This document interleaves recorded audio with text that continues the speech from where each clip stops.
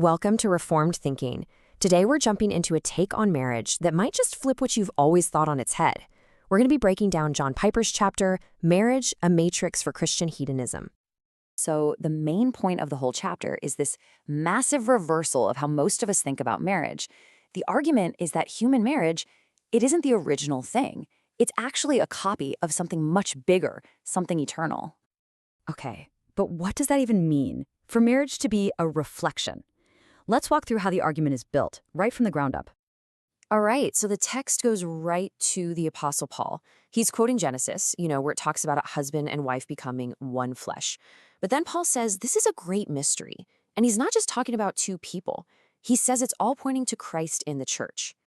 This is where that reversal really hits you. Most people think, oh, marriage is just a metaphor we use to try and understand Christ's love for the church. But this argument completely flips that. It says, no, God actually created marriage from the very start to be a real-life picture, a living parable of a reality that was already there, the relationship between Christ and his church.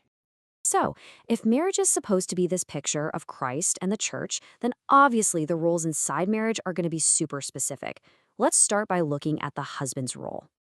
The text talks about headship, which comes from the Greek word kephale, and it's really clear that this doesn't mean being a dictator. It's about leadership and authority, yeah, but specifically, it's the husband's core responsibility to lead, provide for, and protect his family, all in a way that looks like Christ. And here you can see what that leadership actually looks like in practice. It's not about barking orders. It's all about mirroring Christ's love. Remember, Christ gave himself up for the church to make her glorious. His love nourishes, it serves, and, this is key, it finds its own happiness in seeing the one he loves flourish. Okay, so now let's switch over to the wife's role and see how it fits into this picture. Just like the husband's role is patterned on Christ, the wife's role is patterned on how the church relates to Christ. So when the text talks about submission, it's not talking about a to-do list of chores or anything like that. It's talking about an attitude, an inner disposition. It's described as a desire to honor and get behind her husband's leadership, just like the church is called to willingly follow Christ. Now, this is a really important point here. This idea of submission has hard lines drawn around it. It is not absolute. The text is very clear that a wife's ultimate authority is Christ, period. That means she must never, ever follow her husband if he leads her to sin. And the idea is she can resist that sin while still having a heart that wants her husband to lead well and righteously. Okay, so what's the engine driving all of this? What makes these different roles work? Well, the book brings in this idea called Christian Hedonism, and it tackles our built-in desire to be happy. And that leads to this question, right? Is it selfish to try and be happy? The text says, look, everybody wants to be happy. That's just how we're wired.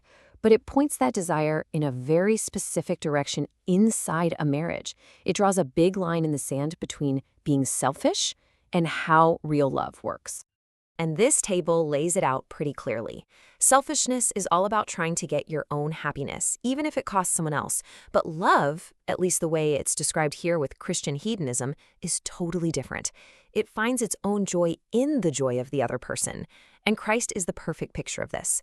It says, for the joy set before him, which was the joy of having his church made perfect, he endured the cross. His happiness was found in making her glorious. All right, so let's bring this all together. The text explains how this whole model is actually meant to fix the ways that sin and the fall messed up marriage roles. Yeah, you can really see the contrast here. The idea is that the fall totally twisted God's good design. So loving leadership turned into either being a tyrant or just checking out completely. And willing support turned into either trying to manipulate things behind the scenes or outright rebellion. So for a Christian couple, the goal is to intentionally turn away from those broken patterns and look back to the original one, Christ and the church. So the book lays out a pretty clear game plan for couples. Step 1 is just admitting how sin has twisted these roles in our own lives. After that, it's about deliberately modeling your role on that bigger heavenly reality.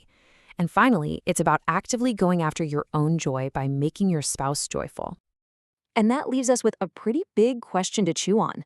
If marriage is just a temporary snapshot of an eternal reality, what does that mean for the day-to-day grind?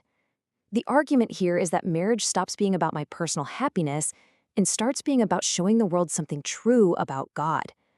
And when you think about it that way, well, that changes just about everything.